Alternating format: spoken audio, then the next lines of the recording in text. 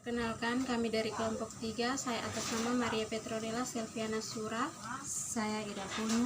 Saya Mencisiran.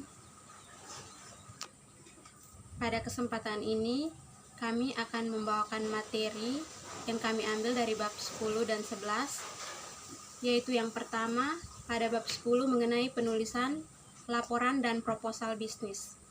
Pengertian laporan. Laporan adalah penyampaian informasi baik secara lisan, tertulis, ataupun visual dari seorang pejabat kepada pejabat lain dalam suatu sistem administrasi. Yang pertama, laporan merupakan catatan faktual tertulis yang secara objektif menyampaikan informasi tentang beberapa aspek bisnis. Yang kedua, proposal. Proposal adalah usulan yang menggambarkan kondisi saat ini dan kondisi yang akan dicapai dengan upaya perbaikan yang rasional. Yang berikut karakteristik laporan bisnis. Suatu laporan bisnis mempunyai karakteristik yang pertama, netral dan tidak memihak. Yang kedua, objektif, logis dan tidak emosional. Yang ketiga, menyajikan fakta, peristiwa, kondisi, produk, perkembangan, masalah, dan sebagainya.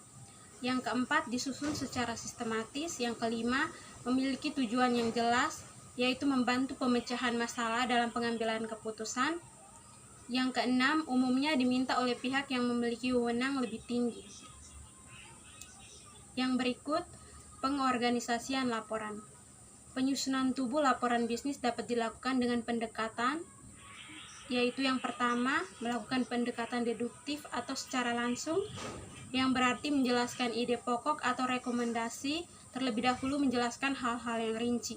Pendekatan yang kedua yaitu secara induktif atau secara tidak langsung, yaitu berarti fakta-fakta yang ada dijelaskan terlebih dahulu sebagai dasar atau argumentasi ide pokok atau rekomendasi yang dijelaskan kemudian. Yang kedua, ada pendekatan mana yang digunakan tergantung karakteristik pembacanya. Yang berikut jenis laporan. Menurut Boff dan Thiel pada tahun 2008, halaman 86, menyatakan di sepanjang karir Anda akan berurusan dengan lusinan laporan, dan laporan tersebut terbagi dalam 3 kategori dasar. Yang pertama, laporan informasional, menawarkan data, fakta, umpan balik, dan jenis informasional lain tanpa analisis atau rekomendasi. Yang kedua, laporan analitis, menawarkan informasi maupun analisis dan juga dapat mencakup rekomendasi. Yang ketiga, proposal, menawarkan persuasi terstruktur untuk penerima internal atau eksternal. Yang berikut, laporan informasional. Laporan informasional memberikan informasi yang dibutuhkan para karyawan, manajer untuk mengambil keputusan, bertindak, dan merespon kondisi yang dinamis di dalam dan di luar organisasi. Laporan informasi merupakan laporan yang paling tidak rumit karena tidak membutuhkan analisis dan persuasi. 4 kategori laporan informasional. Yang pertama, laporan untuk memonitor dan mengontrol operasional. Yang kedua, laporan untuk menerapkan kebijakan dan prosedur. Yang ketiga, laporan untuk menunjukkan pemenuhan kewajiban. Dan yang keempat, laporan kemajuan dokumen. Yang berikut, laporan untuk memonitor dan mengontrol operasional. Memberikan umpan balik dan jenis operasional lainnya untuk pengambilan keputusan. Yang pertama, rencana, menetapkan ekspektasi dan panduan tindakan langsung pada masa mendatang. Yang kedua, laporan operasional, memberikan umpan balik untuk fungsi organisasi yang sangat bervariasi, termasuk penjualan, persediaan, pengeluaran, pengiriman, dan sebagainya. Yang ketiga, laporan kegiatan personil, memberikan informasi sehubungan dengan pengalaman individual sewaktu melaksanakan tugasnya. Fungsinya sebagai mata dan telinga perusahaan. Laporan untuk menerapkan kebijakan dan prosedur. Laporan untuk menerapkan kebijakan dan prosedur merupakan sarana paling umum untuk menyampaikan panduan, menyetujui prosedur dan keputusan organisasi lainnya. Laporan kebijakan dapat berupa buku saku yang berisi manual kebijakan. Laporan posisi jabatan adalah jenis khusus dari laporan kebijakan yang memberikan garis besar posisi resmi eksekutif individual terhadap isu yang berdampak terhadap keberhasilan perusahaan. Laporan untuk menunjukkan pemenuhan kewajiban. Yang pertama, memberikan informasi untuk diperhatikan kepada para regulator atau pihak wewenang lain bahwa perusahaan memenuhi persyaratan formal. Yang kedua, laporan pemenuhan kewajiban terhadap berbagai jenis regulasi pemerintah. Ada 5, yaitu laporan pajak penghasilan. Yang kedua, laporan penggunaan tenaga kerja asing. Yang ketiga ada laporan penggunaan bahan yang berbahaya. Yang keempat ada laporan kecelakaan kerja. Dan yang kelima ada laporan PHK. Laporan kemajuan dokumen memberikan informasi kepada para manajer, investor, atau pelanggan, informasi tentang kemajuan proyek dan kegiatan lain. Laporan pendahuluan mencakup persiapan suatu proyek, hasil yang diharapkan, dan metode pelaksanaan. Laporan perkembangan berisi uraian perkembangan pelaksanaan proyek secara berkala. Laporan akhir, laporan mengenai akhir pelaksanaan proyek. Yang berikut strategi organisasi laporan informasi. Yang pertama, laporan informasional dapat mencakup laporan yang sangat positif atau peningkatan penjualan, laporan netral atau laporan pemantauan, laporan yang sangat negatif atau tingkat kepuasan pelanggan yang rendah. Yang kedua, karena laporan informasional memfokuskan penyampaian data dan informasi yang langsung, maka pendekatan langsung menjadi umum. Yang ketiga, lazimnya laporan informasional menggunakan topik organisasional yang mengatur materi menurut salah satu topik yang berikut perbandingan bagian kronologis, geografi, dan kategori. Yang berikut laporan analitis. Yang pertama, laporan analitis, laporan yang menyajikan fakta, menganalisis dan menafsirkan, kemudian mengambil kesimpulan dan memberi rekomendasi. Yang kedua, laporan analitis tidak hanya sekedar mengirim informasi, tetapi juga mempelajari situasi atau masalah dan merekomendasi solusi. Yang ketiga, terdapat 3 kategori laporan analitis. Yang pertama adalah laporan untuk mempelajari peluang, yang kedua laporan untuk menyelesaikan masalah, dan yang ketiga laporan untuk mendukung keputusan. Berikut laporan untuk mendukung keputusan. Menilai kebaikan suatu keputusan masa lalu atau masa mendatang. Laporan kemungkinan diperlukan ketika para manajer perlu mendalami pencabangan keputusan yang akan mereka buat, atau seperti mengganti agen iklan atau mengganti materi yang digunakan dalam proses manufaktur. Saya akan melanjutkan materi dari bab 10 tentang strategi organisasi laporan analitis. Pertama, sebelum memilih strategi organisasional, pertimbangkanlah kemungkinan reaksi penerima. Pertama, penerima yang reseptif. Ketika yakin penerima menyetujui solusi yang ditawarkan, maka gunakan pendekatan langsung yang memfokuskan pada kesimpulan dan rekomendasi. Yang kedua, penerima yang skeptis. Manakala yakin penerima tidak setuju atau bahkan bersikap bermusuhan, gunakan pendekatan tidak langsung yang fokus pada alasan di balik kesimpulan dan rekomendasi. Yang berikut proposal. Pertama, proposal merupakan kategori khusus dari laporan yang menggabungkan pemberian informasi dan komunikasi yang persuasif. Yang kedua, meskipun format khusus untuk proposal tak terhitung jumlahnya, semua itu dapat dikelompokkan ke dalam 2 kategori umum, yaitu yang pertama proposal internal dan yang kedua proposal eksternal. Yang ketiga, proposal ditulis bisa karena permintaan penerima maupun proposal yang tidak diminta. Proposal internal. Proposal internal digunakan untuk meminta keputusan dari para manajer dalam organisasi. Proposal internal terdiri dari yang pertama, proposal pendanaan yang meminta dana dan dukungan manajemen terhadap proyek baru. Yang kedua, proposal proyek umum yang meminta izin untuk mengambil tindakan atas proyek khusus. Yang berikut proposal eksternal. Proposal eksternal digunakan untuk meminta keputusan dari pihak di luar organisasi. Proposal eksternal mencakup 3, yaitu yang pertama proposal investasi yang meminta pendanaan dari investor eksternal, dan yang kedua proposal dana bantuan yang meminta dana dari badan pemerintah dan organisasi pemberi sponsor lainnya.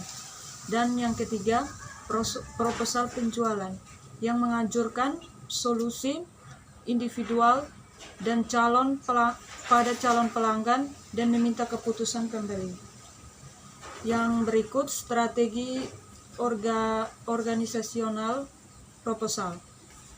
Sebagaimana laporan informasional dan analitis, struktur proposal tergantung apakah penerima mengharapkan proposal itu dan yakin diterima. Yang pertama, pendekatan langsung digunakan bila masalah dan solusi sudah dikenali dan telah ditetapkan di RFP, menetapkan pada rekomendasi. Dan yang kedua, pendekatan tidak langsung dipakai jika proposal tidak diminta, yaitu menekan pada argumentasi. Yang berikut syarat laporan yang efektif.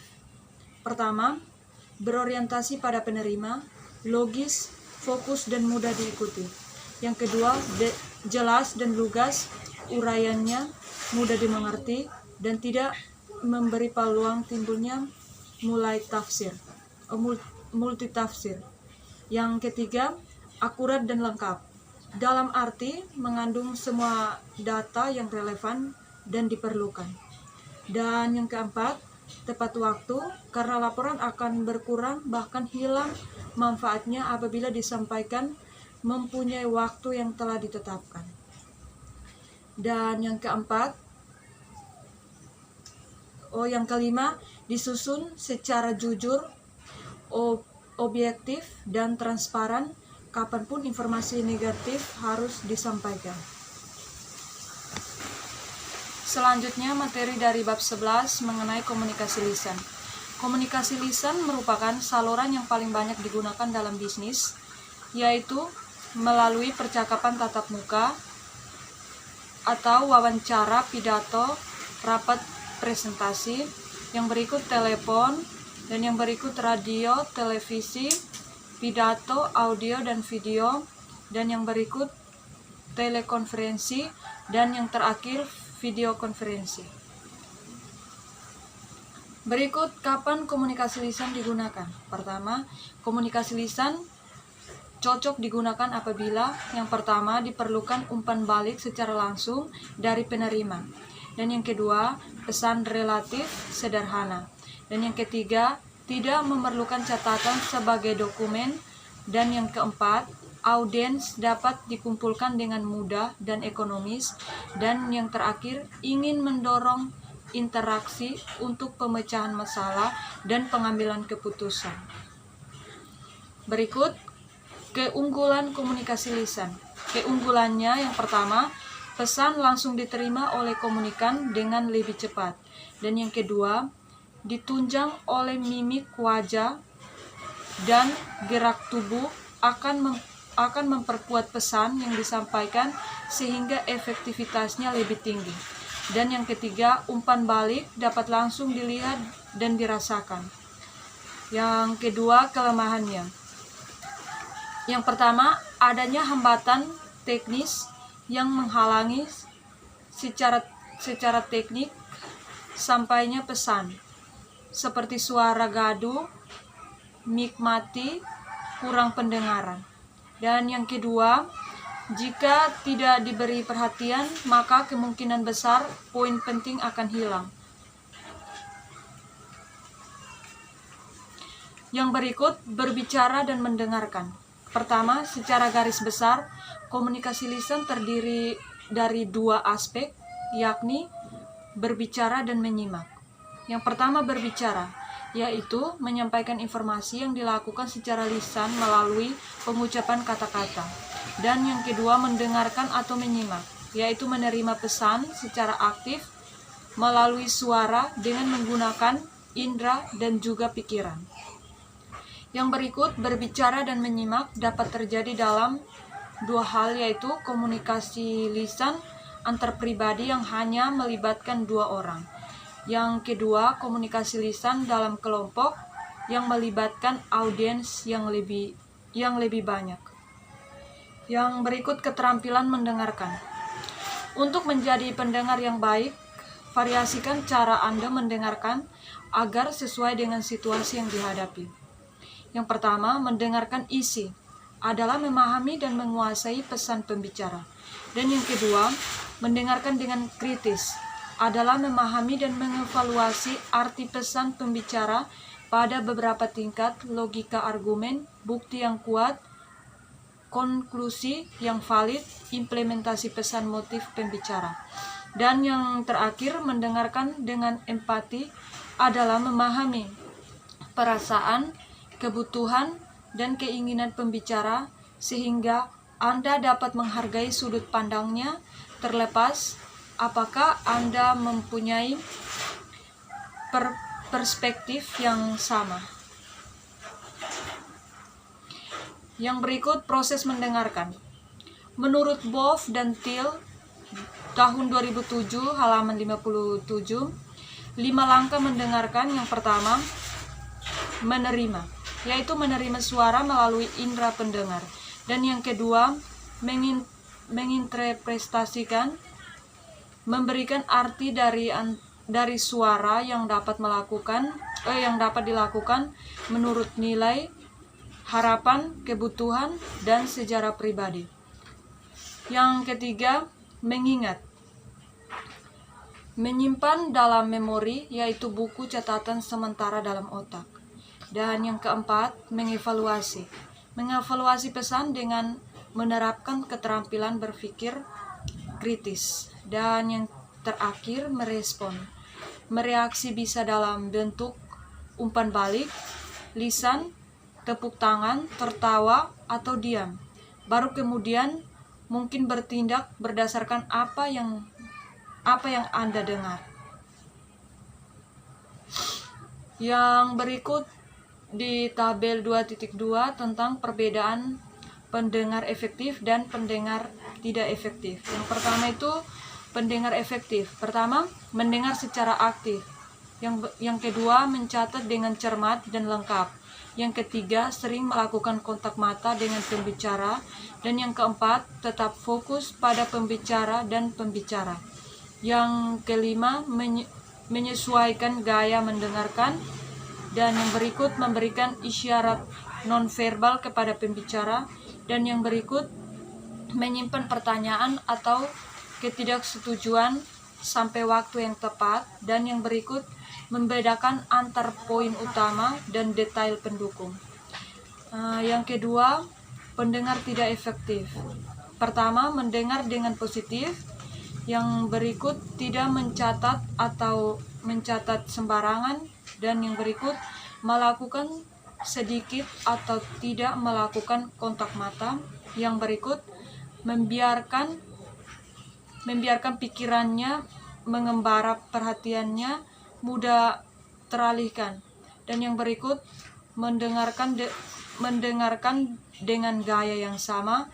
Dan yang berikut, gagal memberikan umpan balik nonverbal kepada pembicara. Dan yang berikut, memotong ketika mereka tidak setuju atau tidak mengerti. Dan yang berikut, tidak membedakan antara poin utama dan detail pendukung. Yang berikut, presentasi bisnis. Priyatna dan Ardianto 2019 halaman 107.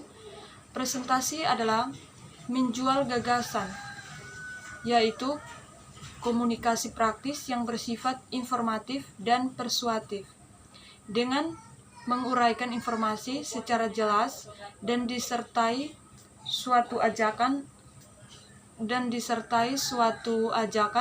agar pesan atau gagasan itu diterima layak. Yang berikut, presentasi bisnis dapat berupa yang pertama, laporan kemajuan. Dan yang kedua, wawancara media. Dan yang ketiga, presentasi penjualan. Dan yang keempat, proposal proyek. Dan yang terakhir, dan lain-lain. Saya akan melanjutkan materi dari teman-teman tadi. Sekarang kita masuk pada tujuan presentasi. Yang pertama, presentasi informatif adalah untuk menyampaikan pesan-pesan bisnis kepada audiens untuk mendapatkan umpan balik. presentasi jenis ini biasanya banyak memberikan data dan informasi. Yang kedua, presentasi persuasif adalah untuk mengajak audiens melakukan sesuatu atau percaya terhadap sesuatu sesuai yang dikehendaki presenter. Yang ketiga, menghibur pendengar adalah melakukan pembicaraan yang sifatnya menghibur tetapi relevan dan profesional sehingga audiens dapat menikmati acara tersebut. Yang keempat, memperkenalkan diri.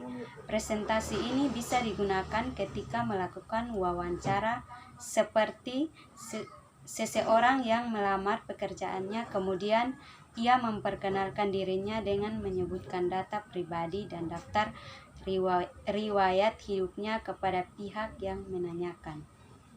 Yang berikut, persiapan presentasi bisnis.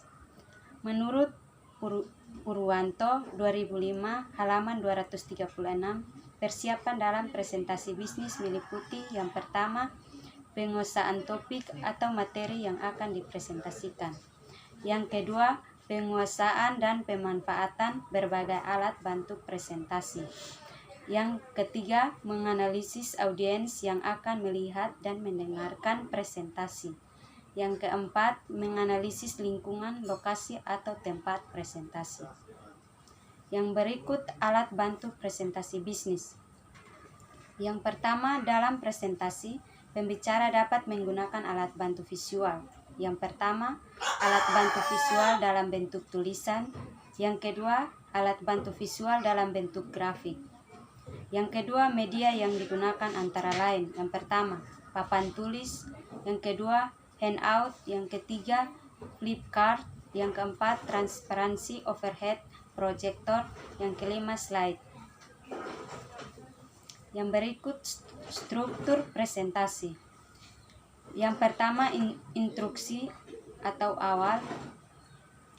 Yang pertama, Anda melakukan kontak dengan audiens. Yang kedua, Anda mengintroduksikan pokok pembicaraan Anda dan menyatakan tema utamanya. Yang kedua, pengembangan atau tengah. Pertama, Anda menjelaskan tema utama tadi secara mendetail. Yang kedua, mengembangkan tema utama. Serta yang ketiga, argumen-argumen bagi tema utama itu. Yang ketiga, kesimpulan atau akhir. Yang pertama, Anda merangkumkan tema utama. Yang kedua, memberikan rekomendasi bila diperlukan. Yang berikut, bahasa tubuh. Pertama, salah satu keunggulan dalam presentasi bisnis adalah digunakannya komunikasi nonverbal. Yang pertama, ekspresi. Ekspresi wajah yang menunjukkan perasaan seperti sedih, senang, marah. Yang kedua, senyuman. Tersenyumlah secara wajar dan jangan berlebihan. Yang ketiga, gerakan anggota tubuh atau tangan, bahu, kepala. Memperlihatkan tekanan pada apa yang ingin kita sampaikan. Yang keempat, jangan menggunakan tekanan suara atau ekspresi wajah yang bertentangan dengan kata-kata yang Anda ucapkan dan yang memberikan kesan berbeda. Yang berikut suara. Pertama, projection atau proyeksi. Proyeksikan atau arahkan suara Anda sampai ke bagian paling belakang ruangan tanpa harus berteriak. Ini akan terbantu dengan sikap terdiri yang tegak. Yang kedua, artikulasi atau artikulasi kejelasan makna. Berbicaralah dengan jelas, jangan menelan atau hanya mengumumkan kata-kata Anda.